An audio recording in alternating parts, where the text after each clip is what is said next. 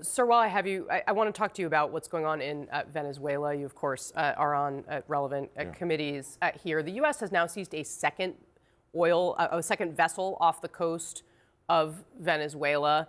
And, of course, the president initially said that this was about stopping the flow of drugs. Susie Wiles, his chief of staff, did an interview that suggested the actual goal is regime change.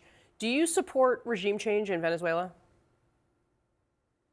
Well, I would tell you the Venezuelan people do. They voted against Maduro in the last election. But do Very you few governments other than support China, the United States well, yes, pushing for regime change? I would tell you the United States position for now 6 years, I believe, has been that he is not the recognized leader of Venezuela. We've supported the opposition leaders, the past two opposition leaders in Venezuela. And would you support it with President arms? Biden did that. With American arms and boots? Arms is a different issue. That's a very different issue on that, Kasie. If you break it, you buy it. We've seen that when we pushed out the leadership in Libya, and it's just a collapsed, failed state at this point.